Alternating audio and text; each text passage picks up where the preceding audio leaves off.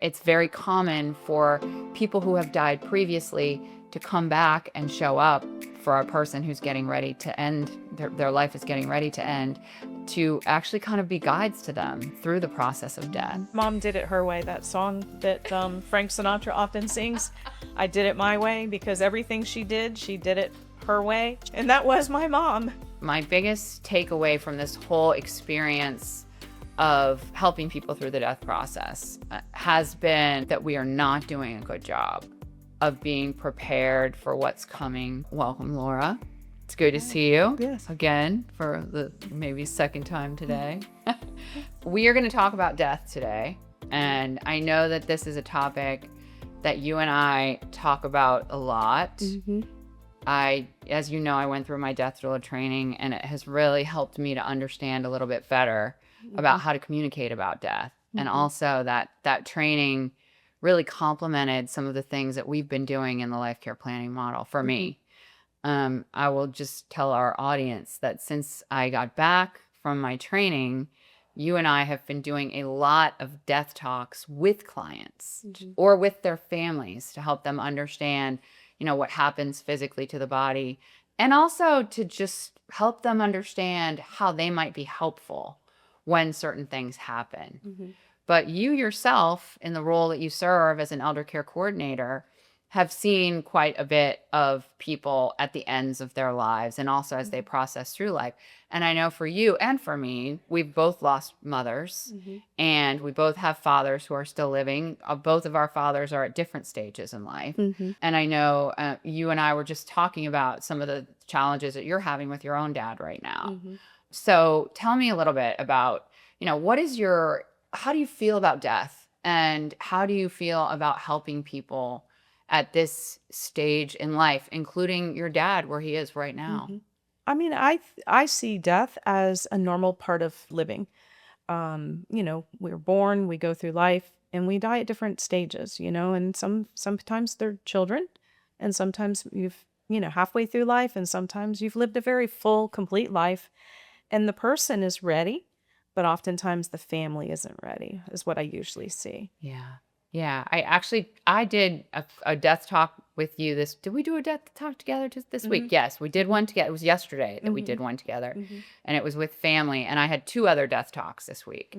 And they were both with sons who had, one was a father and one was a mother who are about ready to enter this final part of the journey. I think something that I remember saying in the talk yesterday is, we spend our whole life trying to help somebody get better and, grow. And whether it's a child or a parent, you feel your role is to help them do better. And so it feels very uncomfortable. He mentioned that he felt guilty if he didn't go visit his mother and try to encourage her to eat. Right. And it goes against everything that we are taught to do. That's right. And I think what's interesting about the case from yesterday is they were unaware of something called voluntarily stopping eating and drinking, which is available in every state in the United States. And when you don't want to eat or drink anymore, it can be a way to get you through to the finish line with less discomfort and often a little faster, And so with our client yesterday, she actually can't really swallow, so they're pureeing her food for her. And she's also expressed a wish maybe not to eat as much. And her family has felt like, we need to make sure she's eating. So I think the end result with those three of them, with the three kids at the end of the call, I felt so good that they felt okay letting her not maybe eat as much and letting her decide when she wants to eat. And it was kind of a revelation to them that they shouldn't be trying to get her eating because it actually might be intervening with her ability to stay free of suffering, and not have discomfort, because swallowing can be very hard. And it's a little scary also when you have swallowing challenges. And something that I always personally think of and try to help other people weigh and decide is what's the quality of the life that's there. If somebody's still getting a lot of joy out of life, then yeah, maybe encourage them to eat. But if the where they get joy from is so far and few between, and it's kind of like what are we really doing? Yeah. You know. Yeah. And I do think the body knows. Mm-hmm. It's true. The body knows when it's time to stop really engaging as much, to stop being awake as many hours in the day. Mm-hmm. I think the body also knows when food is not necessarily helpful anymore, because your body is really trying to continue to have connections. And I think that's the thing with her, with our client from yesterday. Like, there is still some joy with these connections with her family, even though they've said her attitude has changed over time. But she seems to really take pleasure in having them come around and spend time with them. So then how do we support that and let her sleep when she's not with you? And, when you're with her, it's important not to be so focused on food, but rather on connection. Something I see too is instead of actual food is they'll move to the boost or one of those kind of the meal replacement if it becomes difficult to swallow, and it's easier for them to swallow that. Yeah. I would also just say, like, as we get closer to the death event and our bodies are not really digesting food anymore because we have a cancer diagnosis and all the energy is really other places in the body. When we introduce food and extra hydration that's not being processed, you can become more cachexic, like have more pooling in your abdomen, which can also create more suffering. And it can also, when your body is trying to digest food, it takes the energy away from staying alive. And so it can also create discomfort. But that's not every case, and every case is different. I mean, you and I have talked a lot about, the medications that are provided by like hospice. There's a comfort pack that they will provide to people who have that end stage when it's recognized that we're getting closer to death. And the comfort pack usually consists of 3 medications, morphine, Haldol, and Ativan, that relieve anxiety, can help people feel more comfortable with, not being able to breathe. And it can also relieve pain. But those are not always the medications that are prescribed. Like with someone with a Parkinson's diagnosis, Haldol could be a really challenging. Sure. So there is oftentimes depletes dopamine. Yeah, right. So there are oftentimes other medications that are provided in that pack. And so it's not one size fits all. And the other thing that I think I've noticed, and I'm sure you've noticed this as well, is that the death process itself is very different. If you have cancer versus it's a dementia process, which I want to focus on dementia quite a bit today. But also if you're we don't know what's going to get you, but you have congestive heart failure, your kidneys aren't working great anymore, you're in an end stage condition, that process can look very different as well. I don't know if you feel like the dementia, if we can talk about that for a little bit. Like you say, it's all different. People Yeah. present differently with dementia, so I think they're going to die differently. Depends on vascular dementia. Typically, you have drops and the changes are sudden, and it means there's something happening in the brain. And, I'm not a doctor or whatever, but as I understand it, you're losing oxygen to certain parts of the brain. And so that's because probably of narrowing of arteries and blockages. And so there may be a large event that happens and somebody would pass quickly. So vascular dementia may be a quicker progression towards a death event. Yeah. Whereas Alzheimer's, it's much longer. I think you've talked about 20 years from diagnosis, or not changes. From diagnosis, but from when they think it started. In the brain. Yeah, and I've done a lot of research on how can we say in advance that we don't want to be alive when we can no longer interact with our families, when we can no longer ask for food, when we can no longer, really enjoy life. And really we're sitting on a bed without being able to move from the bed to the chair. So we have bed sores and we're in consistent struggle for breath and we have pain. And is that really a life worth living? And can you say in advance, hey, If I get to that point where I don't recognize my family anymore, or where I'm not able to move, or where I'm not able to ask for food, please don't force me to eat. Don't put the fork to my mouth. And there really isn't anywhere in the world except for the Netherlands. The Netherlands is the only place where you can actually go and say in advance, I have a dementia diagnosis, and I want to be able to exercise my right to have medical aid in dying. And that is the only country in the world, even Switzerland, even some of the other countries that have medical aid in dying, you have to be capacitated in order to, at the time that you are taking the medication that it actually will stop your heart. For medical aid in dying, you have to be capacitated at the time that you tell the physicians that you want this medication to stop your life. You have to tell 2 separate physicians, and then you have to be able to administer the medication for yourself. Oh, you have to do it yourself. You have to do it yourself.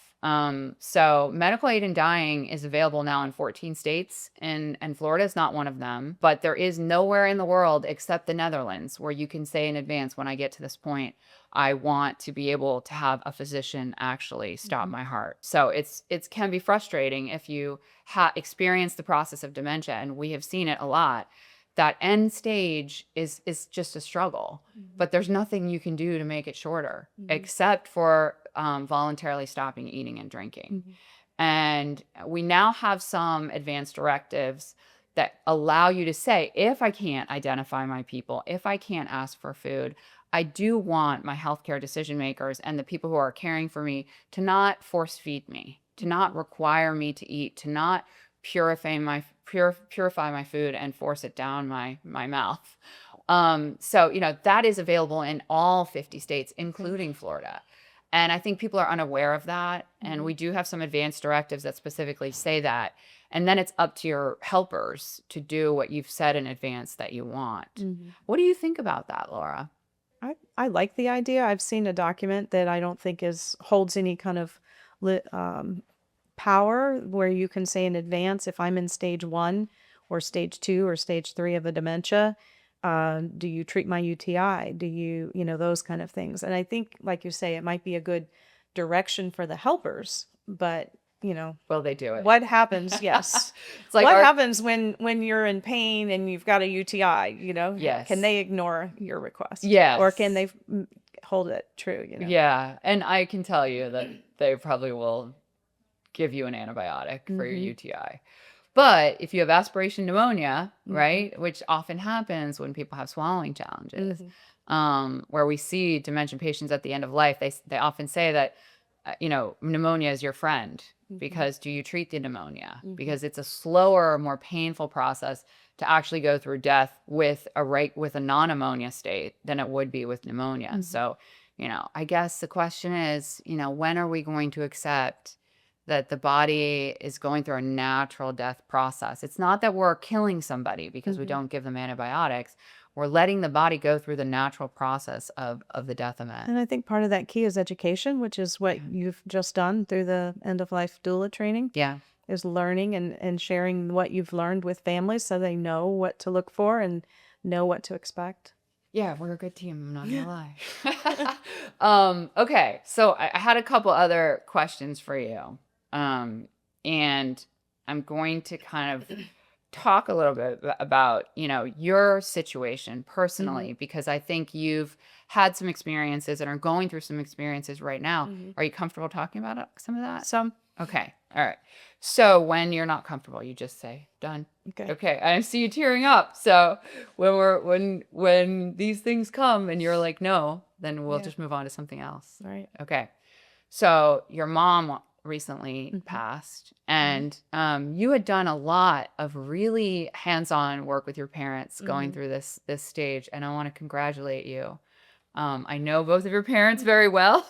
Yeah. And your mom was a challenge, a lovely woman, but she had a very, she knew what she wanted, and you honored her independent decision making. Yeah. And it was hard. Like, I watched the struggle. Right. And how sometimes, here he is. Yeah, I say my mom did it her way. That song that Frank Sinatra often sings, I did it my way, because everything she did it her way. And she's one of these people who at the end often would not eat food. And we'd Yes. say, Mom, aren't you hungry? Yeah. And I'd say, well, how about you want to eat some of that? No. And that was my mom. It's so is your So mom. she wasn't different in death as she was in living, Yes. you know? And it's one of the primary focuses of the doula training is autonomy of the person going through this part of their journey. Mm-hmm. So the helper's job is to really honor that autonomy. And I think you are just such a beautiful example of doing that with your mom. Well, thank you. It wasn't easy, but I think what helped me is having conversations prior with my parents when they were capacitated, when they weren't actually going through the process, because my mom was very clear that when her mom was passing, at some point she chose not to eat, and my mom honored those wishes.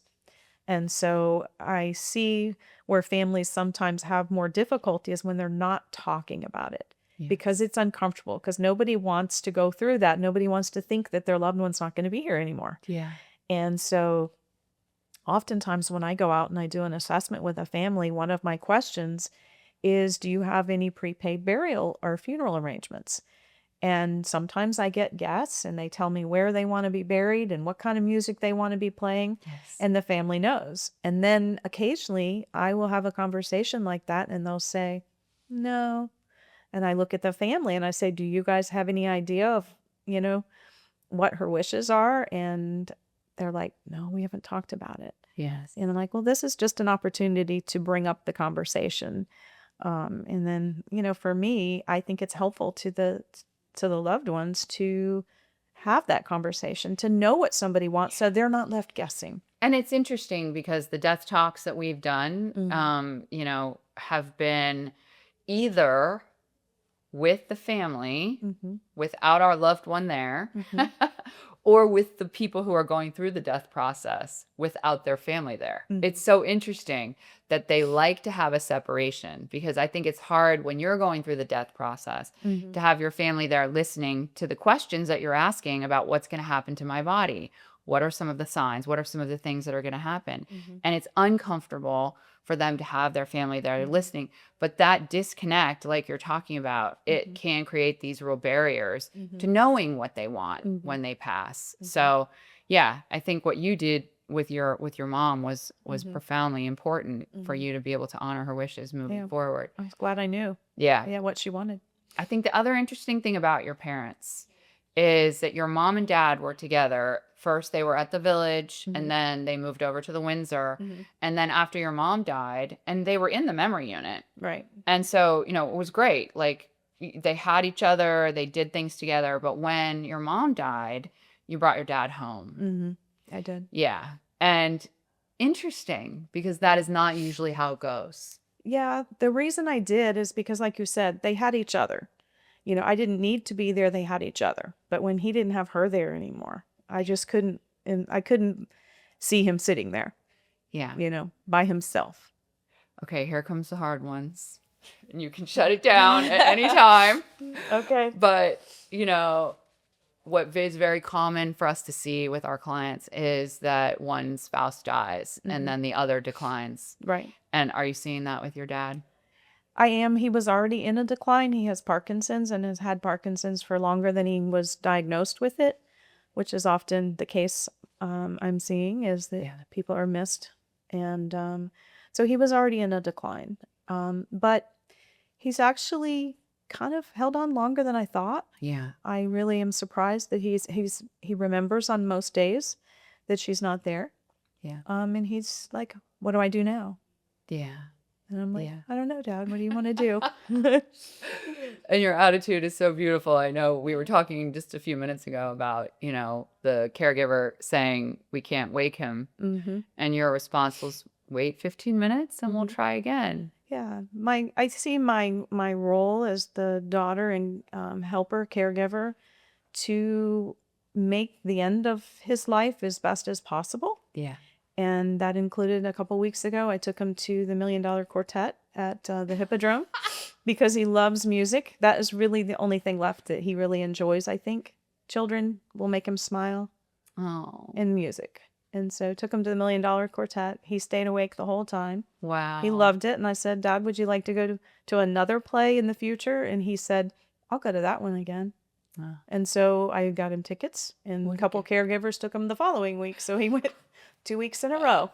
And Did he fall asleep the second time? he did not fall That asleep. is so great. But we couldn't, there's times we can't wake him up. Yes. So yes. I know and- he's going through the process where his body is just not as strong, and yeah. it's needing more sleep, needing more rest. And that brings me to this. This is a little handout that I'm holding in my hands. Mm-hmm. This understanding the dying process is something that, we put together in the office, and it goes through the different stages of the body dying. And one of the important factors is the amount of sleep or even unconsciousness, depending on the stage and where you are as you get closer to death. One of the other things that I really love about this handout is it tells people what they can do to support the natural process of dying, as opposed to intervening in a way that may create more discomfort for a person. And to back up a little, I think one of the things I do as an elder care coordinator is encourage families to bring in hospice to help with this process. Absolutely. And hospice is a key player. Let's talk for a moment about the difference between the difference between three different things. Hospice, that is hospice house, like the very end of life, where it's like a placement where you might go. End of life hospice, and then palliative. And I don't even call it palliative hospice anymore. I just say palliative, because when we attach the word hospice to palliative, a lot of people get uncomfortable thinking that if they have palliative hospice, that it means that they're at the end of life. So tell me what your experience is with these three different. I see exactly what you described, is that if I call it palliative care now. Palliative care. Would you like some palliative care? Somebody to kind of help manage your pain and kind of be there to see the progression and where you're going. And because if you say hospice, it does mean end of life hospice to most people. And so end of life hospice can take place in a facility, a home, or in one of the homes, like Haven's home. So, and people, it's very unique or to each individual of what they want. And again, it goes back to those conversations, talking to the person. Where would you like to be? Would you like a quiet place? Would you like a place playing music? What kind of music do you want to hear? Because at some point, they're not going to be able to tell you that anymore. And in this packet, one of the things that we talk about is the death vigil plan. The death vigil plan. And the death vigil plan that I learned about when I was a death doula is this idea of who do you want to be present during your active dying phase or shortly before your active dying phase? What types of music do you want? Who's in the innermost circle, and then who's in the outer circle? Who do you want to see in those few weeks before you die? What do you want to happen as far as, do you want people to be present, or would you prefer to be by yourself? Do you want more medication or less medication during that time? Because what we know is very uncomfortable sometimes is struggling or feeling anxious about what's happening in your body.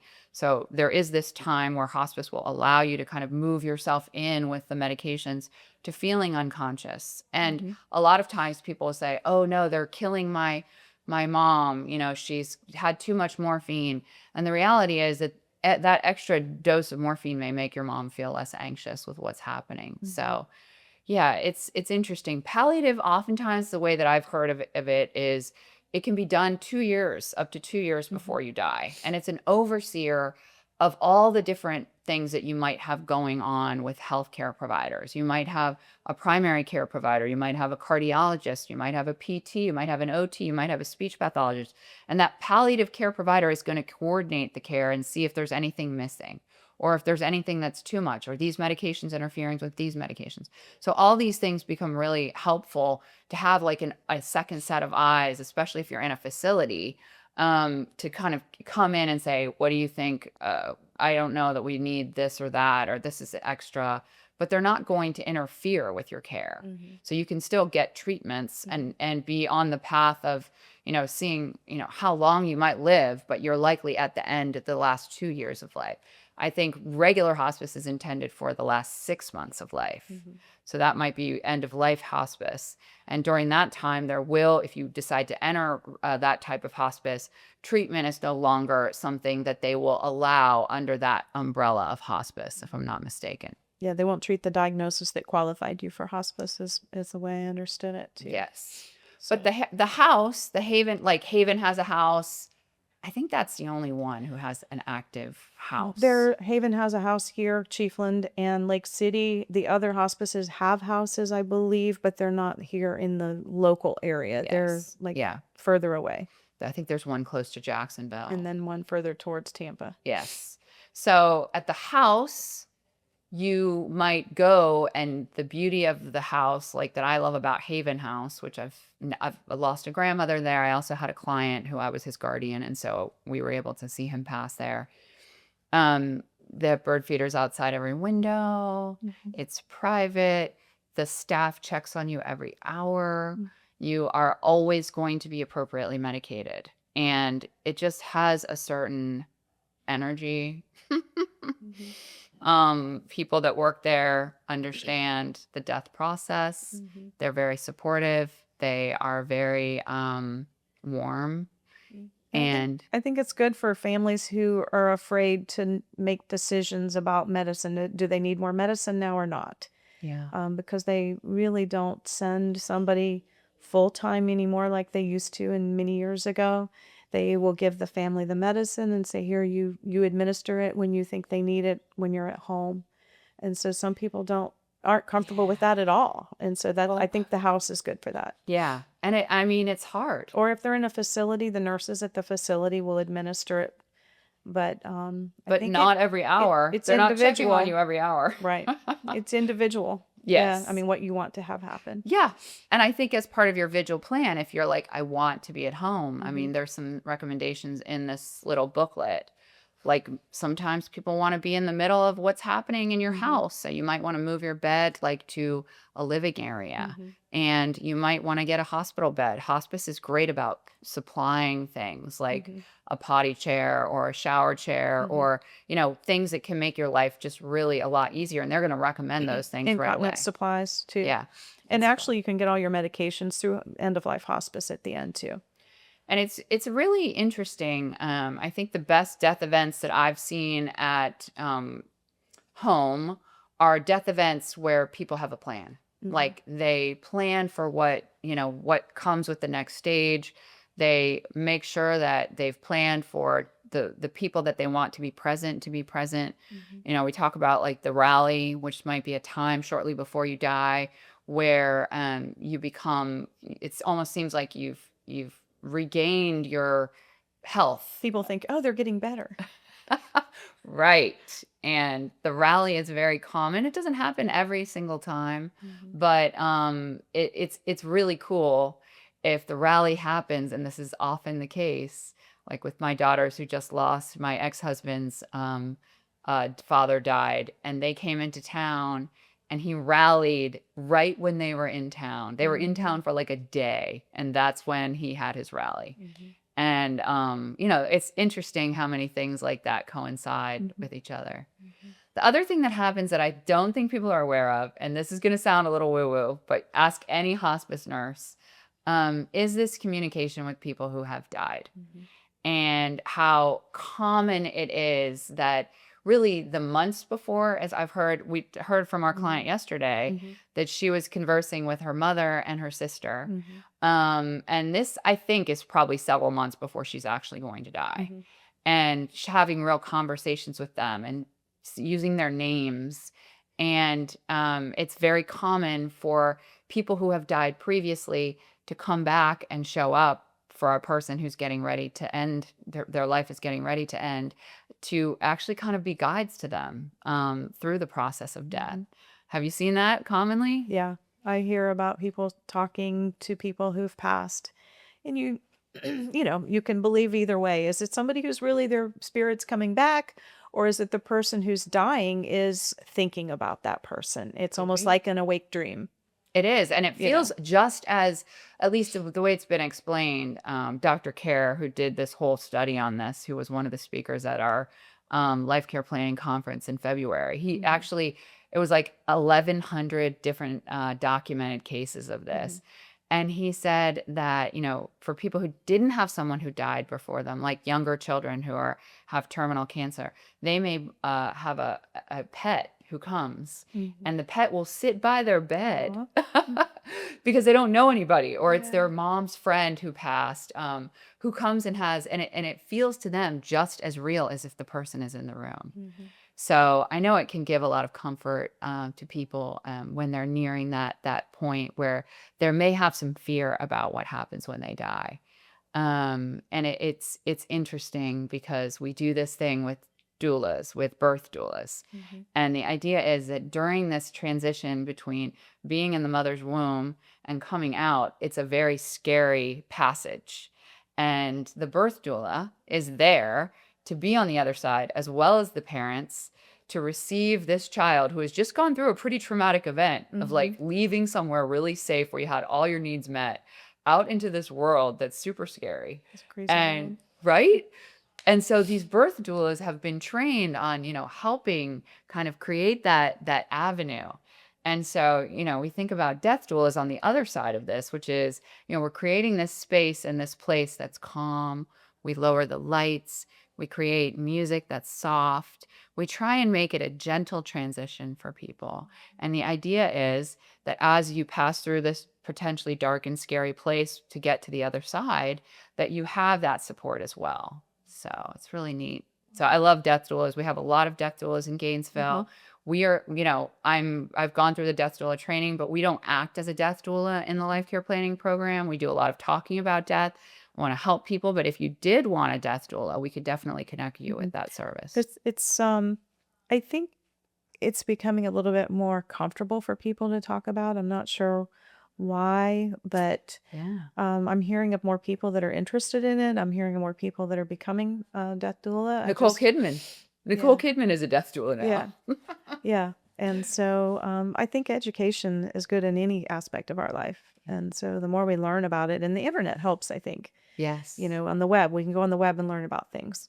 And So, documentaries. If you mm-hmm, haven't seen some of the documentaries where people are willing to allow themselves to be really the process of going through death, mm-hmm, it is fascinating to mm-hmm, watch someone have that mm-hmm. experience. So, During our training, we watched a gentleman who did the medical aiding dying, mm-hmm, and the process of it was just profoundly mm-hmm, impactful to me, of watching him in the different stages and being part of his family, and watching the process where he drank the medicine, mm-hmm, and it was really powerful. mm-hmm. So yeah, there's lots So of options with I that. I think the good thing about accessing a death doula, or maybe documentaries, is you're getting real information. Everything you see on the internet may not be true. True. It may not be helpful, but when you talk to somebody who's been through it, been through that transition with many people who've trained in it, it can be very, you can hopefully feel reassured that you're getting good information. Yeah. You know. Yeah, and the science is real. I mean, it's this packet that we put together talks about the different stages really in the last 6 months of life, and it talks about what you can expect from 3 months to 2 weeks, what you can expect from 2 weeks to a few days before death, and then the other stage of what happens in active dying, days to hours before death, and then the final hours. And then also, I think for a lot of people that struggle with this issue is what happens after death. Like what happens to the body. And there's Mhm. just some tips here. Like if you're going to put somebody into different clothes, try to do it pretty quickly after they die. Once you call whoever is coming to pick up the body, they come within an hour to 3 hours. And that can feel a little soon for Mhm. people who maybe want to sit or gather or bring other people in to kind of spend some time with our person who has passed away. And I think some of the other things that may be a little more shocking are that sometimes our person may throw up, they may release their bowels, and it's very normal for that to happen. So I often try to prepare people for that because they may not be prepared for something like that. But the body cleansing is something that death doulas will sometimes do for you, or they will help you through that if it's something that you want as part of your vigil. I just dug a grave at the Prairie Creek Conservation Cemetery. And I realized how powerful it was to actually be helpful to someone who was going to be buried there. And I know for me now, when I die, you might be one of those people, Laura, who has to dig it for No, me. I'm not digging. But if you don't want to, there are a whole bunch of volunteers who will. I actually told my friends from high school that they're going to have to dig it for me if they're still around. I'm going to be cremated, so nobody's got to dig any graves. But there are these options, and everybody has this choice now of, really going back to the earth, and you don't have to be in a casket, and you don't have to, you don't have to go through some of the very expensive, because a normal funeral can cost like $12,000 to $15,000 these days. So doing this with conservation cemeteries is much less expensive. It's like $2,000 to be buried at Prairie Creek. So, there's some options that are a little less expensive that may feel more natural to people. And the key is to know what you want, and then also to tell your people what you want. Right. Because that's a challenge when you did not tell anybody what you wanted to happen, and your family's like, do they want to be cremated? Do they want to be buried? What do they want? It can cause conflict in family members. I've seen that before too, that somebody will say, well, he wanted to be buried, and one will say, well, he wanted to be cremated. And and then you hear somebody else that said, I never talked to him about that. So, and legal tip on this, the actual decision maker in Florida is your healthcare surrogate. So that person who you've named to make medical decisions for you will also make the decision of what happens to your body after you die. So a lot of people don't know that, but that is the actual legal result of, that's the person who gets to make that decision. I think my biggest takeaway from this whole experience of helping people through the death process has been that we are not doing a good job of being prepared for what's coming. And also, we are not always doing a good job in the medical community of helping people to understand that this person may be showing signs of going towards death. And you can do the brain surgery, you can do this other procedure, but I guess the question I always ask, and I know you do as well, is if we do that, what is the quality of life going to be after that? I had a friend whose father was in the hospital, and they decided to do this, but revive him. He didn't have a do not resuscitate. And they revived him, and he lived 57 more days in the ICU at the hospital. And my friend said, I wish we had known how unlikely it was that he was going to recover to the point where he would have any quality of life. So really that 57 days was a 57-day time of suffering. And I think that is the challenge for the medical community is, of course you don't know for sure, but giving more guidance about the likelihood of one versus another, I think could be helpful. And I think it's hard because, as you say, the medical community, we've gotten so good at saving people's lives. Yes. That's the goal of the doctor. Then you have to always think that as a family member, is that the goal of the doctor is to make you better. And is to make you live, and not necessarily to make you better. Make you live better so you can live. It's survival versus, quality of life. Can you go home and walk your dog? Right. And also I think, Atul Gawande did this great book. I don't know if you've ever read it. It's called Being Mortal. And I've heard of it. Yeah. And he said, what we should really be doing is talking to our families about when I can no longer walk my dog, when I can no longer have family come and communicate with me, when I'm unable to recognize my people, please don't do anything else. Please just let me go, because I don't want that, resuscitation. If I can't have joy, the joy that feeds me, and everyone's joy is different. So I think it's a good guide. I know one of the things that we always do in the life care planning model is ask people, what will make you feel happier in your life? Like, what is that thing, and for some people it's going to the cat cafe, and for other people it's taking up a new hobby or drawing or painting, or, and I think we should be just doing that. Like, what is it that you find joy in life to do? And if we can't make that happen for you, do you want us to do interventions to keep you alive? Right. What about your dad? Has he told you about that? No, he really isn't. I don't know that he's able to verbalize it.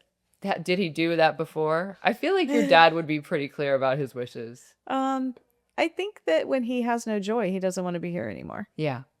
Yeah. And he's still getting that joy. Yeah. Yeah. That's great. That's great. The moments are getting smaller, but yeah. Well, he's very lucky to have you as his person. I think you're doing a great job. I try. If this episode made you think of someone who might benefit from hearing it, we encourage you to share it. These conversations matter.